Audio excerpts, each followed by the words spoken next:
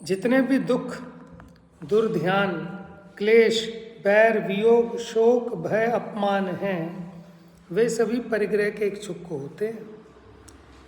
देखो, मान अपमान कसाई जीव के ही होते हैं। क्या कहा? मान अपमान कसाई जीव के ही होते हैं। जिसके कसाई नहीं है, जिसके राग द्वेष नहीं है, उसका मान अपमान कोई कर नहीं सकता।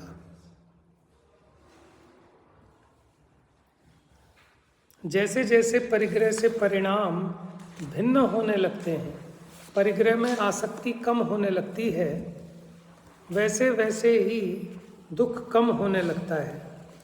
जैसे बड़े भार से दुखी पुरुष भार रहित होने पर सुखी हो जाता है, उसी प्रकार परिग्रह की वासना मिट जाने से सुखी हो जाता है। Page number 316।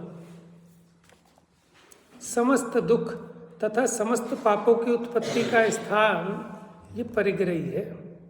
जैसे नदियों से समुद्र तृप्त नहीं होता, कितना ही पानी मिल जाए समुद्र में, ईंधन से अग्नि तृप्त नहीं होती, उसी तरह परिग्रह से आशा की प्यास नहीं बुझती। कोई सोचे कि मेरे पे इतना हो जाएगा तब मैं संतुष्ट हो जाऊंगा, तो ये सब ख्याली पुलाव हैं, जिन पे इतना इतना इतना कितना ही हो गया, लेकिन इच्छा तो और बढ़ती जाती है। माने आपके पुण्य के उदय से एक काम आपके अनुसार हो जाए तो आपको दूसरा काम पीछे लाइन में खड़ा है, फिर तीसरा। इच्छाएं अनंत है।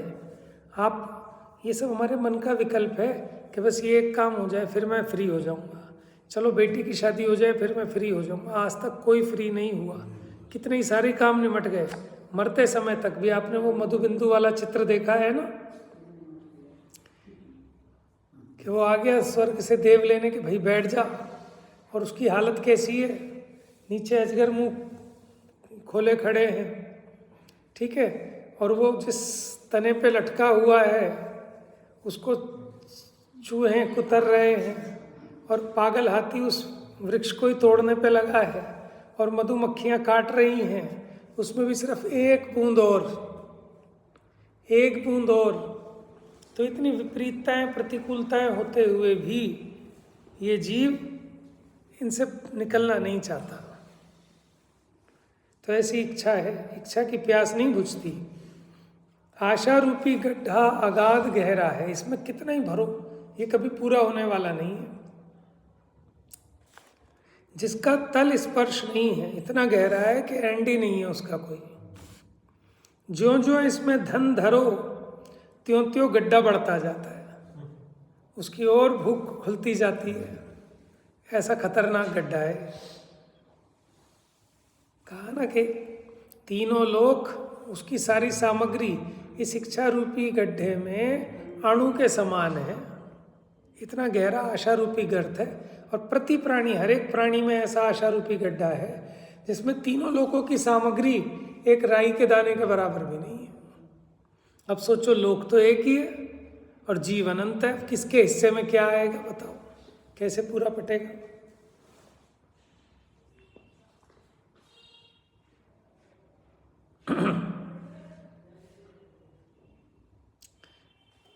जो आशा रूपी गड्ढा निधियों से नहीं भरा जा सकता, वह अन्य संपदा से कैसे भरा जा सकता है। किंतु जो जो परिग्रह की आशा का त्याग करो, त्यों त्यों वो भरता चला जाता है। देखो, उल्टी रीति है इसकी,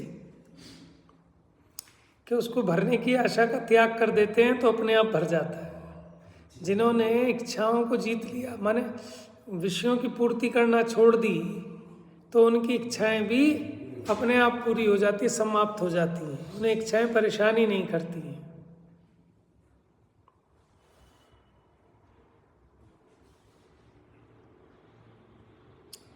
इसलिए समस्त दुख दूर करने में त्याग धर्म ही समर्थ है। त्याग ही से अंतरंग बहिरंग बंधन रहित अनंत सुख के धार बनोगे। देखो, अपने आप त्याग दो, नहीं तो छूटना तो है ही। क्यों? आप अपने आप त्यागेंगे तो उसमें आपको आनंद होगा, सुख होगा, आपकी आत्मा के परिणामों की विशुद्धि होगी। और नहीं त्यागोगे, जब छीन लिया जाएगा तो कितना कष्ट होता है। छीनना तो है ही।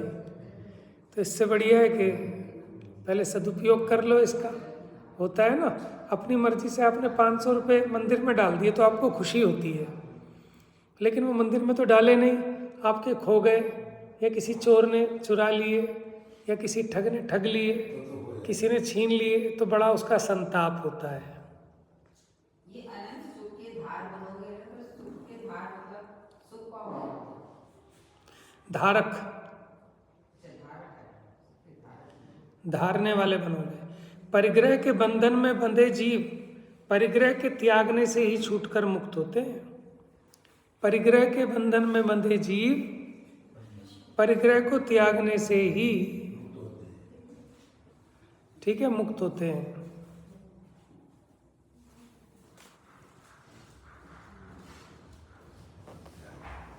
अतः त्याग धर्म धारण करना ही श्रेष्ठ है। आकिंचन्य धर्म। हे आत्मन, इस देह, स्त्री, पुत्र, धन, धान्य, राज्य, ऐश्वर्य आदि से एक परमाणु मात्र भी तुम्हारा नहीं है। वे सब पुद्गल द्रव्य की अवस्थाएं हैं, जड़ हैं, विनाशीक हैं, अचेतन हैं। इन परद्रव्यों में अहम ऐसा संकल्प, माने ये मैं हूँ, ये मेरा है, ऐसा जो संकल्प है, ये तीव्र दर्शन मोह कर्म के उदय बिना कौन करा सकता है। इस परद्रव्य में अहम ऐसी आत्मपने की मिथ्या मान्यता रूप संकल्प मुझे कभी नहीं हो कि जो जितना परिग्रह है परद्रव्य, इसमें ये मैं हूँ, ये मेरा है, ऐसी मिथ्या बुद्धि मुझे कभी नहीं हो। मैं तो अकिंचन हूँ। अहम एको खलु शुद्धो दंसन नाणमयो सदारू नवी अत्तमज्ज किंचवी अन्नम परमाणु में तंपी। मैं ज्ञान दर्शन में आत्मा शुद्ध हूँ, रूपी नहीं। ये अन्य सब पर भाव किंचित मात्र भी मेरे नहीं। ऐसी भावना निरंतर रहे। इस प्रकार की आकिंचन्य भावना के प्रभाव से, माने परद्रव्य मेरा कुछ भी नहीं है, ऐसी भावना, उससे कर्म के लेप रहित यहाँ ही समस्त बंध रहित हो जाता है। अतः साक्षात निर्वाण का कारण आकिंचन्य धर्म ही धारण करो। ब्रह्मचर्य कुशील महापाप है, संसार परिभ्रमण का बीज है। ब्रह्मचर्य के पालने वाले से हिंसादि पापों का प्रचार दूर भागता है। माने जो ब्रह्मचर्य के धारी हैं वो हिंसादि अनेक पापों से बच जाते हैं। इनमें सभी गुणों की संपदा निवास करती है। इससे चितेंद्रियपना प्रकट होता है। ब्रह्मचर्य से कुल जाति आदि भूषित होते हैं। परलोक में अनेक रिद्धियों का धारक देव बनता है। धर्म कैसे प्रकट होता है? देखो, धर्म कहीं से लाना नहीं है, प्रकट करना है। प्रकट कैसे होगा? भगवान अरहंत देवादिदेव के मुखारविंद से प्रकट हुआ 10 लक्षण धर्म आत्मा का स्वभाव है, पर वस्तु नहीं है। कहीं बाहर से तो लाना नहीं, कोई मोल खरीद के नहीं लाना, कोई तीर्थों पे धरा नहीं कि तीर्थों पे जाएंगे और धर्म मिल जाएगा। ये तो आत्मा का शुद्ध स्वभाव है। क्रोध आदि कर्म जनित उपाधि दूर होने पर स्वयमेव आत्मा का स्वभाव प्रकट हो जाता है। जो दोष है ना क्रोधादिक, इनके मिटने पर स्वयमेव आत्मा का स्वभाव प्रकट हो जाता है। क्रोध के अभाव में क्षमा गुण प्रकट होता है। मान के अभाव से मार्दव, माया के अभाव से आर्जव, लोभ के अभाव से शोच गुण, असत्य के अभाव से सत्य गुण, कषायों के अभाव से संयम गुण प्रकट होता है। इच्छा के अभाव से तप गुण प्रकट होता है। पर में ममता के अभाव से त्याग गुण होता है। पर द्रव्यों से भिन्न अपने आत्मा का अनुभव होने से अकिंचन्य गुण प्रकट होता है। वेद के अभाव से आत्म स्वरूप में प्रवृत्ति करने से ब्रह्मचर्य गुण प्रकट होता है। तो ये तो 10 लक्षण धर्म की चर्चा पूरी हुई। अब कहते हैं धर्म का स्वरूप। ये क्वेश्चन इससे थोड़ा अलग है। तो पर्याप्त एक निर्वृत्य पर्याप्तक। एक लब्धे पर्याप्तक, इनमें कुछ समझ नहीं आ रहा, मतलब थोड़ा सा ना पर्याप्तक मन वाले को ही होगा, तो ऐसा कुछ नहीं है ना। देखो 6 पर्याप्तियां होती हैं। पर्याप्ति क्या होती है?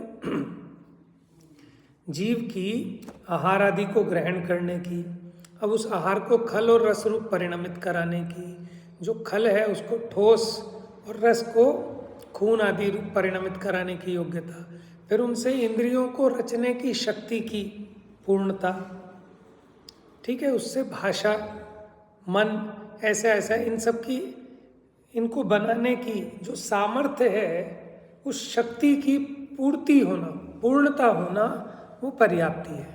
और जिसके ये शक्ति पूरी नहीं होती वो अपर्याप्तक कहलाते हैं। जिसके, हाँ बताता हूँ, जिसके शक्ति पूरी हो जाती है वो पर्याप्तक, और जिसके शक्ति पूरी नहीं होती वो अपर्याप्तक।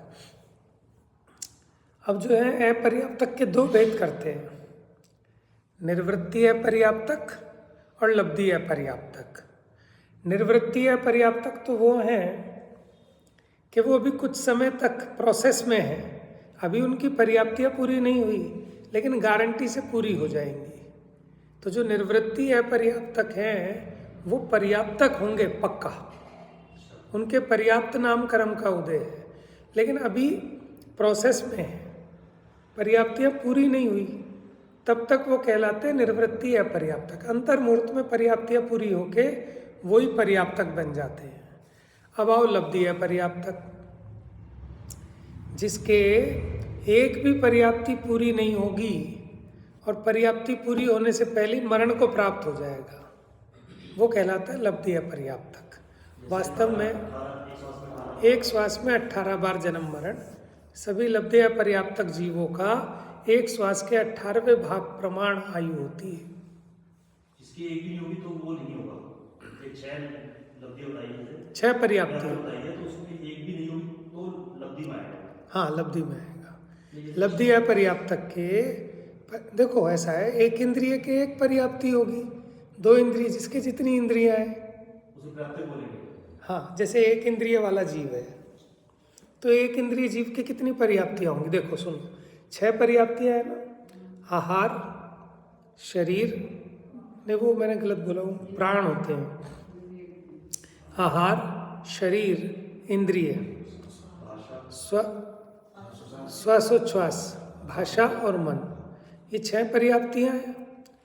अब देखो आहार तो होगा सबके, एक इंद्रिय के भी, शरीर भी होगा, इंद्रिय भी होगी, श्वासोच्छ्वास भी होगा। अब एक इंद्रिय के भाषा नहीं होगी और मन नहीं होगा, तो एक इंद्रिय की होंगी 4 पर्याप्तियां।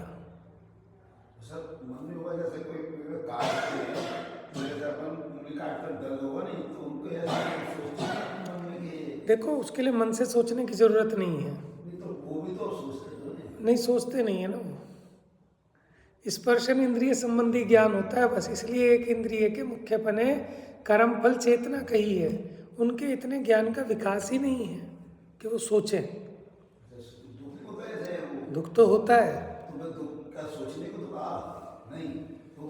मन का काम क्या है? सुनो, मन का काम है शिक्षा या उपदेश को ग्रहण करने की योग्यता, वार्तालाप करना है, और कोई संकल्प विकल्प, निर्णय लेने की क्षमता, हित अहित का ज्ञान, ठीक है, ये सब मन वाले के हो सकते हैं। जिसके मन नहीं है उसको हित अहित का ज्ञान, वार्तालाप, उपदेश का ग्रहण, शिक्षा, क्रिया, ये काम नहीं होते। जैसे चींटी है, उसको भी अनादि का संस्कार है कि जहाँ खुशबू होती है वो वहाँ चली जाएगी, क्योंकि 3 इंद्रिय है ना, स्पर्शन रसना घ्राण इंद्रिय है, तो घ्राण इंद्रिय संबंधी उसको ज्ञान होता है, तो उससे वो उस मिठास में, अनादि का संस्कार है, कोई मन थोड़ी है उसको कि विचार करे, विचार नहीं होता उनके काम बस इंद्रिय ज्ञान से होते हैं। तो एक इंद्रिय के होती है 4 पर्याप्तियां, अगर उसकी पर्याप्तियां पूरी हो गई तो पर्याप्तक, और पर्याप्ति पूरी नहीं हुई उसके पहले ही उसका मरण हो जाता है तो अपर्याप्तक। जिसके होना हो अंतर मुहूर्त में हो जाती है। नहीं, उसमें किस में आएगी? जो 4 इंद्रियां पूरी नहीं हुई, उससे पहले मरण हो गया, तो लब्धि अपर्याप्तक। लब्धि में आएगी।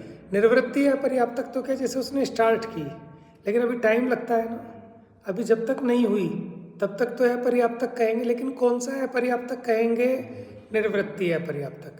माने रचना तो कर रहा है लेकिन अभी हुई नहीं ना, इसलिए जब तक नहीं हुई तब तक तो अपर्याप्तक ही कहलाएगा, वेटिंग पीरियड चल रहा है, समझ रहे हैं? लेकिन उसकी नियम से पूरी होगी। अगर मरेगा भी तो पर्याप्तियां पूरी करके मरेगा, तो वो निर्वृत्ति अपर्याप्तक है। और जिसके पर्याप्ति होएंगी ही नहीं उसके पहले ही मरण हो जाएगा, वो है लब्धि अपर्याप्तक। इसका एक निश्चित कार्य में ये अंतर मुहूर्त में ही होगा, ऐसा कुछ? हाँ, पर्याप्ति अंतर मुहूर्त में पूरी हो जाती है। मतलब ये नियम है मतलब। देखो, जैसे मानो गर्भ में आया, ठीक है, गर्भ में आते ही वो समय इतना छोटा है, जो अंतर मुहूर्त है ना वो भी बड़े वाला अंतर मुहूर्त नहीं है, पता नहीं कौन सा आएगा यथा योग्य। लेकिन अभी समझ लो 1-2 मिनट भी हो गए ना तो पर्याप्तक हो गया। 48 मिनट नहीं होता? अंतर मुहूर्त असंख्यात प्रकार के होते हैं। एक समय एक आवली, ये सबसे छोटा अंतर मुहूर्त है, एक समय एक आवली का।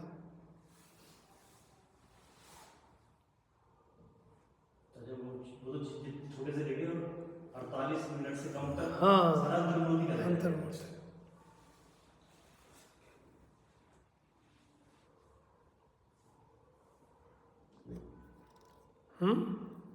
तो यानी एक्चुअल में, रियल में तो अपर्याप्तक कौन सा? जो लब्धि अपर्याप्तक है ना वो अपर्याप्तक है।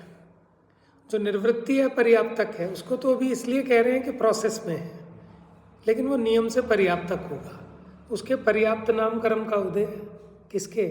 निर्वृत्ति अपर्याप्तक के पर्याप्त नामकरण का उदय है, और लब्धि अपर्याप्तक के अपर्याप्त नामकरण का उदय है। ठीक है। अब वो शरीर पहले आहार पर्याप्ति, यानी जीव की ऐसी शक्ति पूरी हो जाना कि वो आहार को ग्रहण कर सके, उसको ग्रहण करके खल और रस रूप परिणाम आने की शक्ति पूरी होना, ये आहार पर्याप्ति। अभी हुआ नहीं ग्रहण, लेकिन उसको ग्रहण कर सके, परिणमा सके, ऐसी शक्ति पूरी हो गई तो कहेंगे आहार पर्याप्ति हो गई। फिर जो खल भाग था उसको कठोर अवयव रूप, हड्डी आदि रूप, और जो रस भाग था उसको खून आदि द्रव अवस्था रूप परिणमाने की शक्ति पूरी होना। अभी परिणमा नहीं रहा, शक्ति पूरी हो जाना, वो दूसरी शरीर पर्याप्ति है। अब उन्हीं को इंद्रियों के आकार रूप परिणमाने की शक्ति पूरी हो जाना इंद्रिय पर्याप्ति।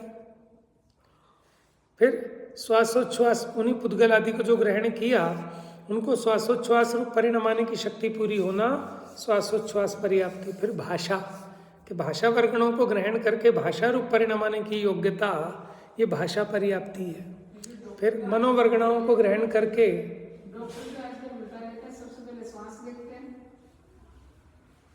तो और क्या देखेंगे, अब तो उन्हें आहार नहीं दिखेगा। देखो डॉक्टर को भी जो श्वास दिखेगा ना, वो बच्चे का भी अल्ट्रासाउंड में जैसे देखते हैं श्वास, कहाँ देखते हैं तो धड़कन वड़कन देखते हैं, वो भी 3 महीने बाद उनकी पकड़ में आती है, जल्दी आ जाती है। चलो टेक्नोलॉजी और बढ़ गई होगी, लेकिन अभी तो अंगों का निर्माण होने में तो टाइम लगता है ना भाई। देखो उसकी शक्ति पूरी कर रहा है, मैंने भी तो आपने एक मशीन तैयार की, इस मशीन से आप ये चीज़ें बनाएंगे, लेकिन बनाएंगे तब बनाएंगे, लेकिन उसके लिए मशीन भी तो तैयार होनी चाहिए ना आपकी। तो पर्याप्ति क्या है कि वो शक्ति है कि जिसके द्वारा ये आहार, शरीर, इंद्रिय, भाषा, श्वासोच्छ्वास, मन आदि इन सब का कार्य कर सकेगा, उसकी शक्ति की पूर्ति होना। अच्छा टॉपिक है ये भी, किसी एक दिन ले लेंगे अलग से क्लास में। ठीक है जी। वास्तव में लब्धि अपर्याप्तक ही अपर्याप्तक है। निर्वृत्ति अपर्याप्तक तो जब तक उसकी पूरी नहीं हुई तब तक कहलाएगा वो निर्वृत्ति अपर्याप्तक, और पूरी होती कहलाएगा। और जबकि शास्त्रों में ऐसे भी आता है कि जो दूसरी है ना, शरीर पर्याप्ति पूरी होते ही वो पर्याप्तक कहलाने लगता है।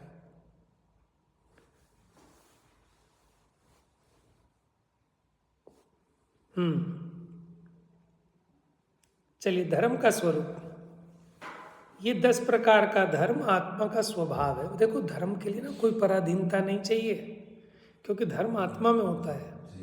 आत्मा के भावों में जो वीतरागता होगी उसका नाम धर्म है।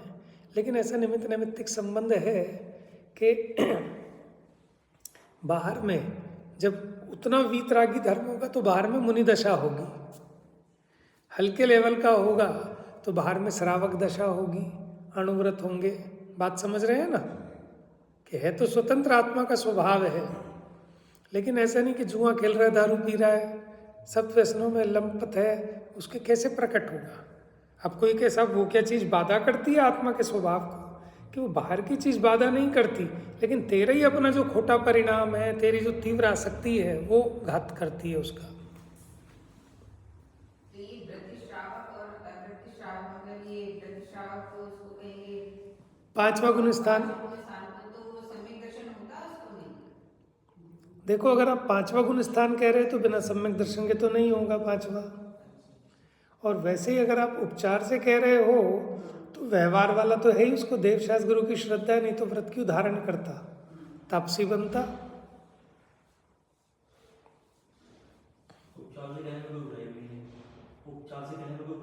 हाँ, तो माना है ना उसको, चरणानुयोग की अपेक्षा माना है।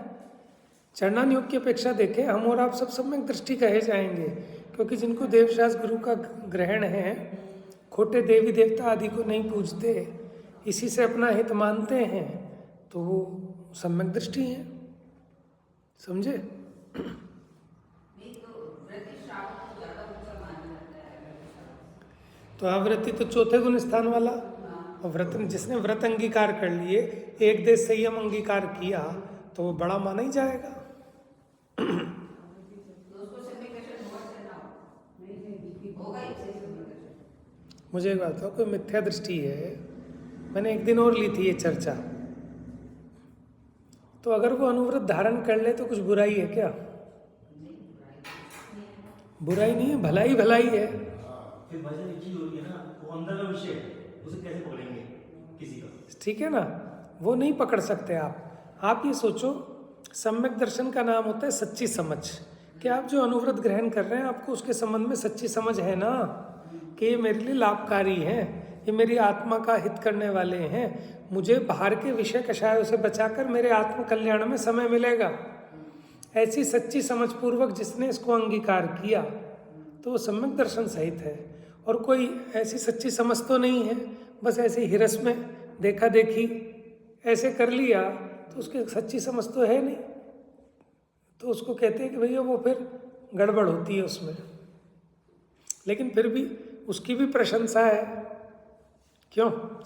कुलाचार भी तो है ना, कि हम कुछ नहीं जानते, लेकिन हमारे मम्मी पापा नहीं खाते थे तो हमने नहीं खाया भक्ष, तो उसकी भी प्रशंसा है।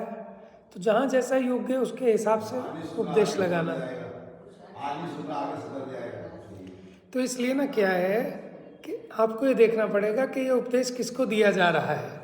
सबके लिए एक उपदेश लागू नहीं पड़ता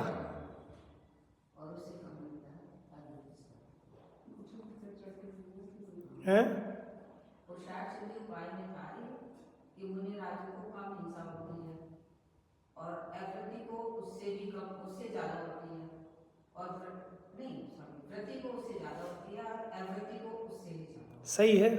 हाँ नहीं, सही तो है, तो यही पूछ रही थी मैं कि अवृत्ति सम्यक दृष्टि होता है क्या? नहीं सॉरी, वृत्ति गलती बोल जाती है, वृत्ति श्रावक। हाँ, तो सम्यक दृष्टि माना जाता है उसको। हाँ वो तो मुझे पता है। देखो, अब यहाँ ना 2 बात है। अब आप कर्णानुयोग की अपेक्षा पकड़ रहे हो तो वो सूक्ष्म है, वो हमारे आपके ज्ञान का विषय नहीं है। हम और आप जो चर्चा करते हैं वो चरणानुयोग की अपेक्षा की जाती है। फिर कि जो वृत्ति श्रावक है, हम तो यही मानेंगे कि वो सम्यक दृष्टि है। कोई ऐसा भी हो जिसने ठगने के लिए, डकैती करने के लिए वेश धारण किया, वो हम कैसे कहेंगे उसका? हम तो अपना अपना लगा सकते हैं।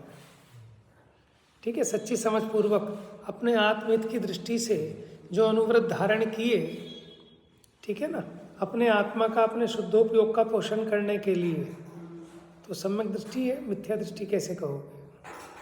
टोडरमल जी ने इस विषय को लिया।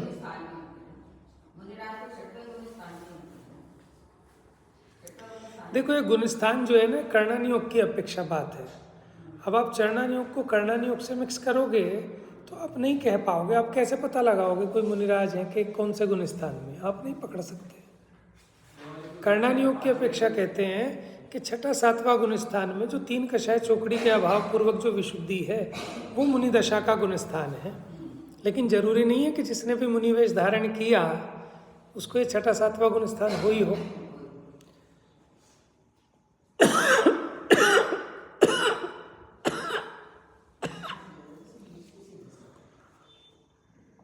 भाई साहब ने पूछा था ना 5 प्रकार के मिथ्यात्व, विपरीत, एकांत, विनय के, संशय, अज्ञान, कुनय के। टोडरमल जी ने 7वें अध्याय में कौन से मिथ्यात्व की चर्चा की है? इन 5 में से बताओ पहले।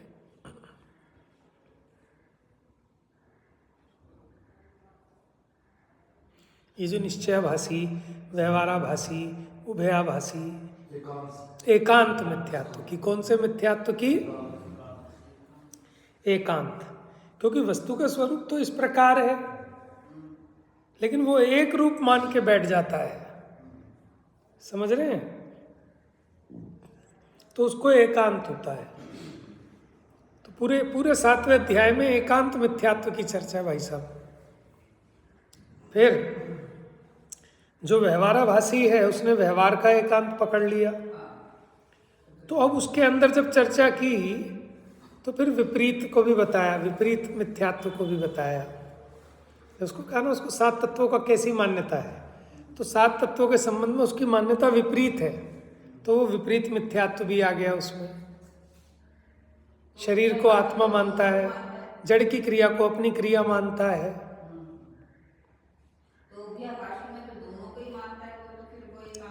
वो भी एकांत है। उभयाभास वो कैसा एकांत है? ये भी आपने अच्छा प्रश्न किया। वो एक्चुअल में क्या है?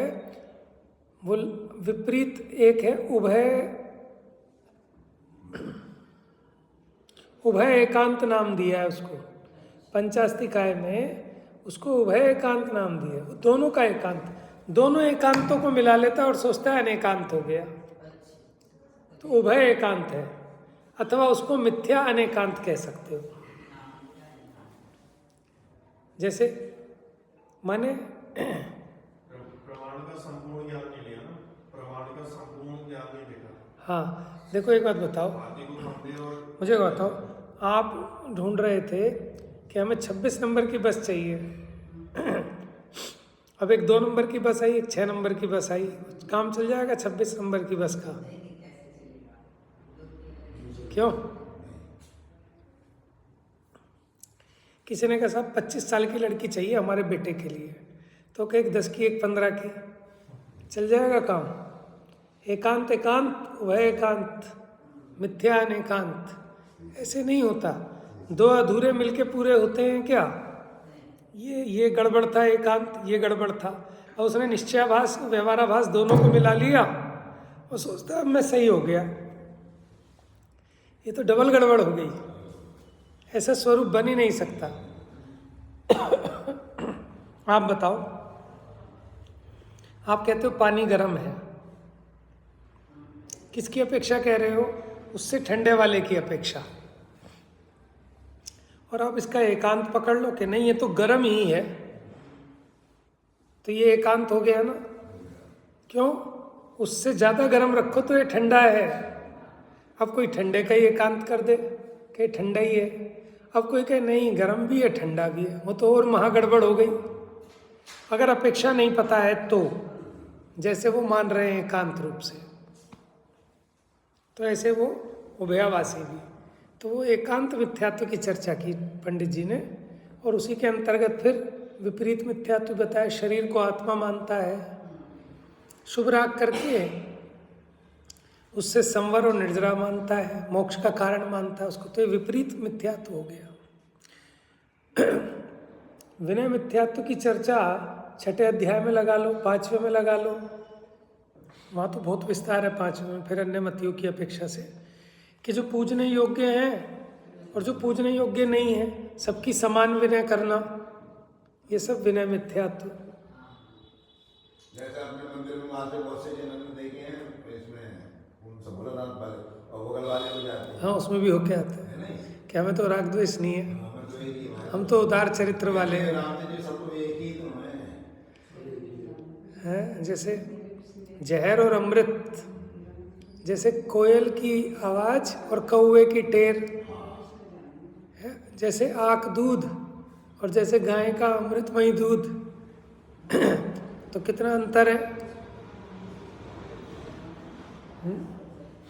कैसे यार वो सबको मानता है, कैसे को नहीं मानता, जो सबको मानता है सही बात है। वो किसी को नहीं मानता। समझ में नहीं मान रहा ना किसी को। तो देखो, सच्ची समझ का नाम ही सम्यक दर्शन है। हर एक काम में सम्यक दर्शन चाहिए पहले, बिना दर्शन के क्रिया हो नहीं सकती, क्योंकि उस क्रिया की समझ नहीं होगी तो उस क्रिया रूप परिवर्तन कैसे करोगे। ठीक है ना? तो अपने को जो भी कार्य करना, उसके गुण दोष विचार कर, उसमें अपने आत्मा का लाभ देखकर उस क्रिया को करना, तो ये सच्ची क्रिया कहलाएगी। और तुम खाली देखा देखी नाम के लिए, लोभ के लिए करो तो सच्ची क्रिया नहीं है। लेकिन फिर भी हम अनुमोदना करते हैं कि उसी से बुद्धि सुधरेगी। कुसंगत तो नहीं कर रहा ना कोई दिखाने के लिए सिगरेट पिए, उससे अच्छा है कि दिखाने के लिए जिनवानी पड़े। क्यों? दृष्टांत क्या होगा? जैसे माने कोई निश्चय से ऐसा मानता है, व्यवहार से ऐसा मानता है, देखो दृष्टांत बताऊं आपको। एक तरफ तो कहता है कि मैं शुद्ध हूं, ठीक है, और दूसरी तरफ कहता है कि मुझे शुद्ध होने के लिए ये व्यवहार की जितनी विवृत तप उपवास करना। अब उसकी बात की मैचिंग नहीं बनती, क्योंकि अगर तू शुद्ध है तो फिर तू व्रत तप उपवास क्यों करता है? और अगर तू व्रत तप उपवास करके शुद्ध होना चाह रहा है तो फिर तू शुद्ध कैसे है? ये तो उभयाभास हो गया ना। फिर कैसे है?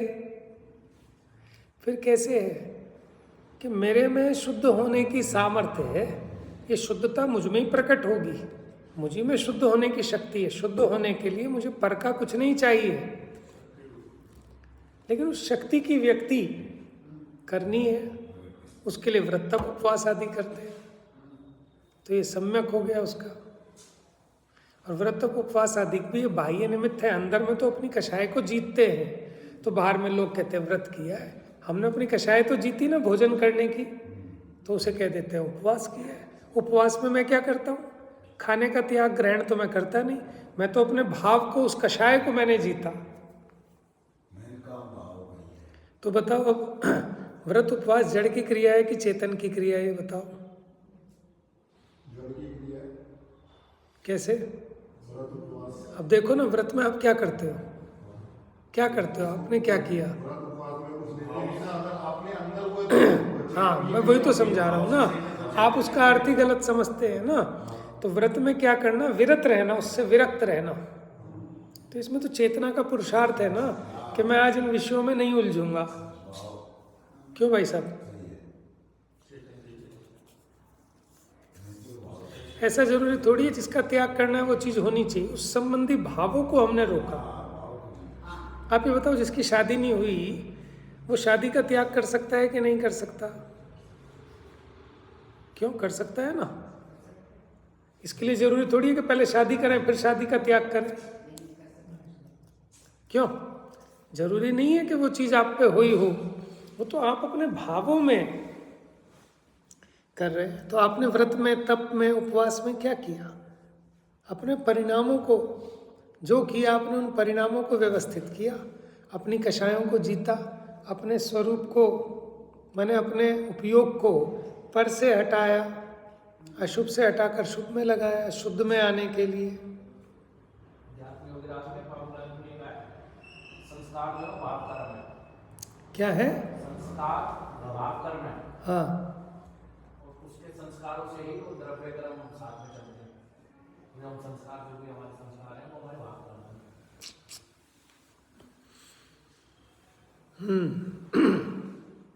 चलिए, समय तो हो गया, अब इसकी शेष चर्चा कल करेंगे। जा वाणी के ज्ञान से सूझे लोकालोक, सो वाणी मस्तक नमो सदा देते हूँ धो।